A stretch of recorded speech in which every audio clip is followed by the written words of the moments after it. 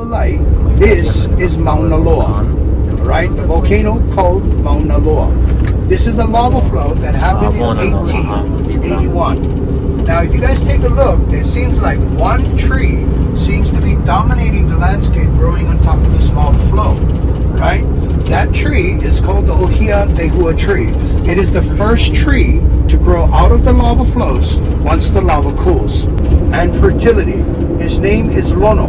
And our stories were passed on throughout time, said that the god Lono, the great god Lono, would return to the islands of Hawaii, and he will be in a very large floating vessel with many white sails. If you cannot see the palm or coconut tree, you cannot see the beach. If you guys are staying on the beach called Waikiki, the only way to see the beach, Waikiki, either your hotel's on it or you gotta be standing on it, because there's so many buildings all over the place blocking out that view of that beautiful coastline. And us country islands out here on the outside, we don't mind progress, but we don't want it to turn into city islands like Maui. We want to keep this place as naturally landscaped because it's beautiful. Because every one of the islands looked like this at one time.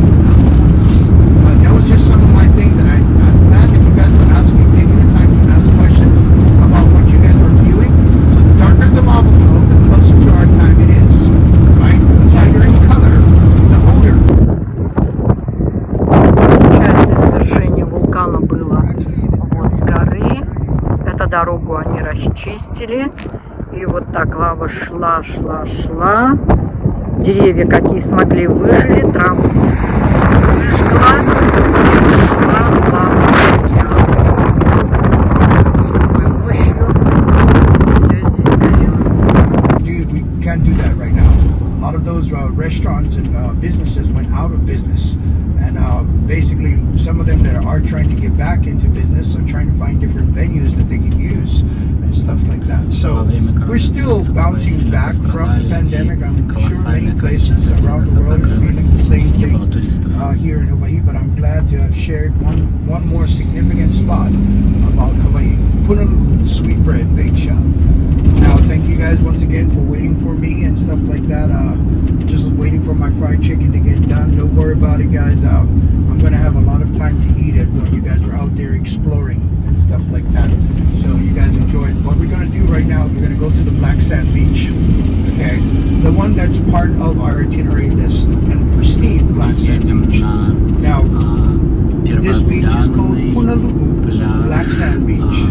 Okay, and we're about to enter into what is known as the southeast corridor of this island. Them all estimated to be about 1 million years.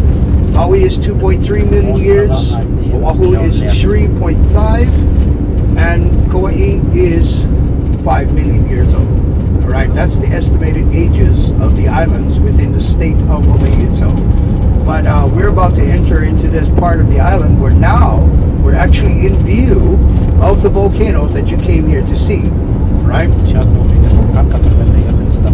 When we get out here a little bit closer towards the ocean, you're going to see the beautiful Pacific Ocean over here on top of the right. But if you look directly across, and I'm going to move my big head away from the windshield, you might be able to see it, but you're going to come into full view of it when we get over there, a little bit further down the road, about another mile or so. Where the mountain dives into the ocean is the volcano directly in front of us called Kilauea.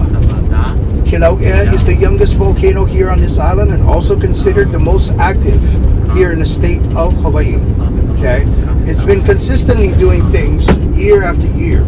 Okay, but now you guys can actually see it across the way along that mountainside where it dives into the ocean. At one time today, I'm going to have you on top of that side of the mountain looking back at this side of the island. Okay, on the side slopes of that volcano across the way from us is where the 69 and 74 lava flows happen, coming out of one of the vents on the East Rift Zone. I'm going to actually take you guys over there and let you walk on top of an older lava flow, which is the safest lava flow to walk on. The reason why I say that is because a lot of people come here, and I just had some of them last week. I said, when the lava shows itself, can you go and touch it? Yes, and you notice that I've been saying 2100 degrees. I said it at least 3 times already, how hot lava burns. What I usually tell those people, I say, whatever you're going to touch lava with, if you ever get that opportunity, all right? Make sure you have 2 of it, because you're going to lose whatever you touch it with. Okay, so if you plan on touching it with your hands, well, you got 2 hands. I guess you can give up 1 if you so choose, but it's not an activity. Welcome to the southeast corridor of this island. I'm going to finish up Captain Cook's story so that we can move on from that and just cap this story off. Okay, but you see how the seas are very rough today. Okay, you see the water and everything like that. Winds are blowing today. That's actually a pretty good thing for us. Alright, so let's get back into it. Where I last left off is that Captain Cook had come up with a plan, and they were going to go to shore, and they were going to use the High Chief for ransom to get back those 2 longboats. As I explained to you guys, no one touches the High Chief. No one is allowed to be in the vicinity of the High Chief unless he's part of the bloodline. Captain Cook has devised a plan that's going to lead to his death. Alright, Captain Cook goes to shore with 8 men and his first mate. And they stayed armed and they steadfast at the shoreline, waiting for the High Chief to come out, because it was a pattern that when Captain Cook comes to shore, the High Chief comes out.